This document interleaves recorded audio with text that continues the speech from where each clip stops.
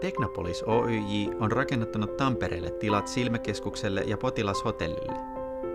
Arkkitehtisuunnittelusta vastasivat arkkitehtitoimisto Helamaa Heiskanen ja arkkitehtiryhmä Reino Koivula Oy. Lähtökohtana on ollut käyttäjäryhmien erikoistarpeiden huomioon ottaminen. Heti sisään tullessa kävijää tervehtii ystävällinen ja valoisa ilmapiiri. Potilashotellilla ja Silmäkeskuksella on yhteinen asiakaspalvelu ja ilmoittautumispiste, jossa ystävällinen henkilökunta vastaanottaa kävijät. Rakennuksessa on lisäksi erikokoisia Technopoliksen täyden palvelun toimitiloja. Sairaalan ensimmäiseen kerrokseen, jossa ovat rakennuksen suurimmat potilasvirrat, sijoittuvat avohoito- ja kaihiklinikka.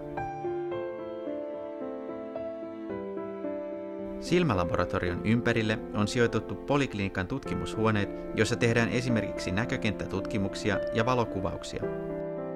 Näin sekä henkilöstölle että potilaille tulee mahdollisimman vähän edestakaista kävelyä. Henkilökunta ja potilaat pitävät tiloja erittäin toimivina.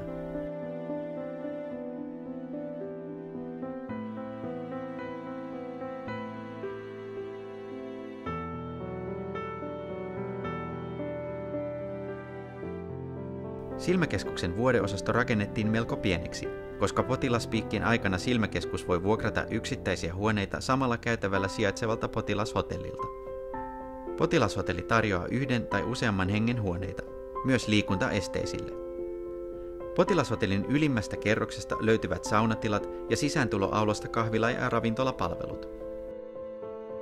Lasten maailmaksi kutsutussa yksikössä hoidetaan nimensä mukaisesti pienimpiä potilaita, joiden yleisimpänä ongelmana on karsastus.